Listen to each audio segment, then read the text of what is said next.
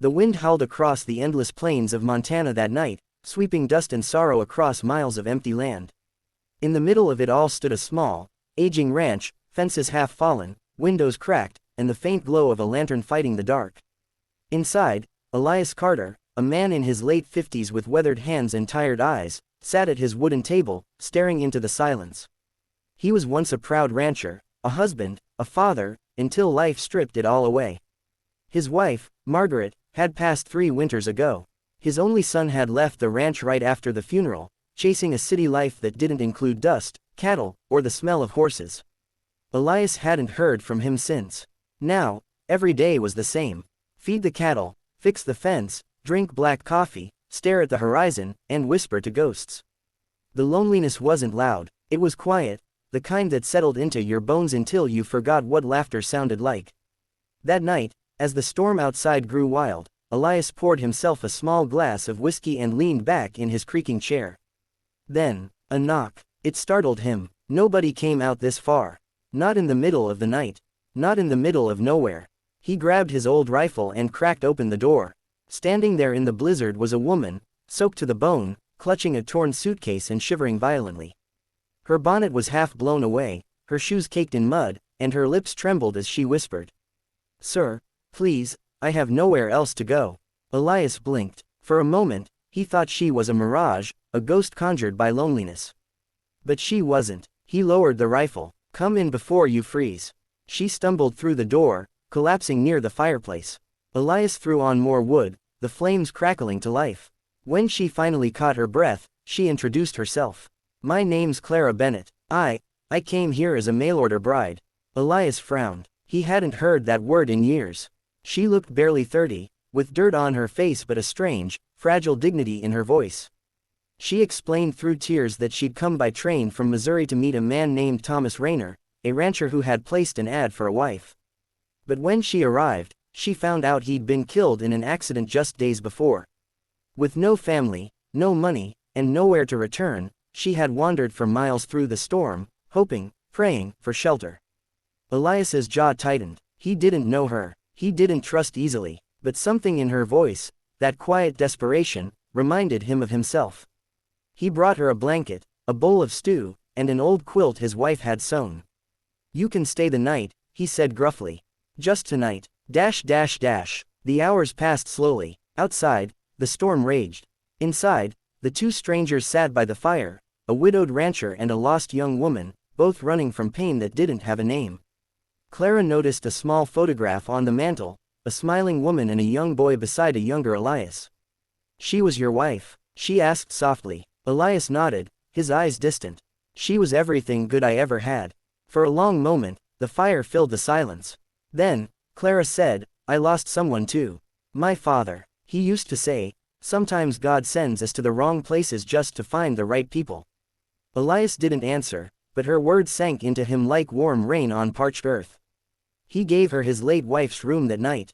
Before he went to bed, he stood by the door and whispered to the empty house, "Don't worry, Margaret, just one night. She just needed a roof." The next morning, the world was white.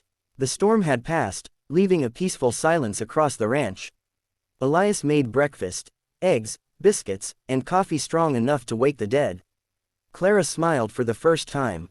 Since she'd arrived, she offered to help with chores, milking the cows, mending the fence, feeding the horses. Elias almost said no, but something about the way she moved, steady, gentle, grateful, made him nod instead. Days passed, then weeks. One morning, she said, "I should leave soon." Elias felt a sting he didn't expect. "Where will you go?" "I don't know," she said with a small, sad laugh. "But I can't stay here forever. People will talk." He looked at her for a long moment. The loneliness that had ruled his life for years began to tremble, like an old wall about to fall. "Let them talk," he said quietly. "You've given this place life again." Clara looked down, tears filling her eyes. "You saved me when I had nothing." Elias shook his head. "No, Clara, you saved me when I had no one." Spring arrived, turning the ranch green again for the first time in years.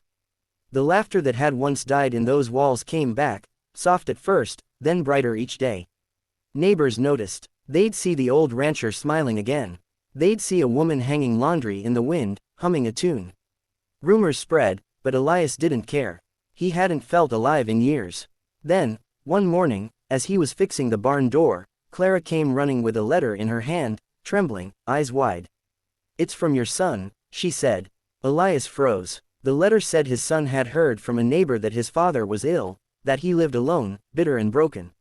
He was coming home. Elias looked up at Clara. "He's coming back," he whispered. When the young man finally arrived, tall, strong, and older than Elias remembered, he stopped at the gate, stunned to see Clara standing beside his father. The son's eyes flicked between them. "Who's she?" Elias opened his mouth to speak, but Clara stepped forward. "I'm Clara," she said. "A friend." The son hesitated, then smiled faintly.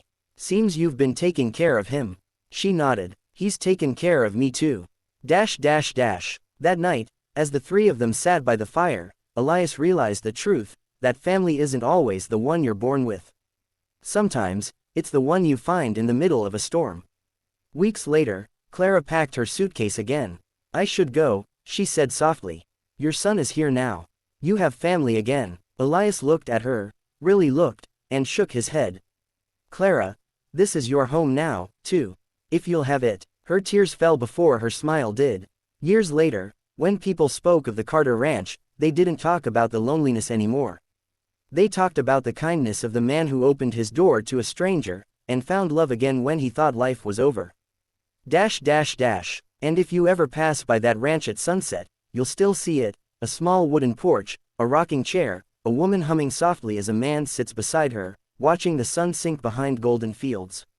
Because sometimes, when you open your door to someone who has nowhere else to go, you find that you were the one who needed saving all along. Soft music fades. If this story touched your heart, don't forget to like, share, and subscribe for more stories of kindness, faith, and second chances. Because somewhere out there, someone just needs a little light, and maybe that light is you. Sunrise.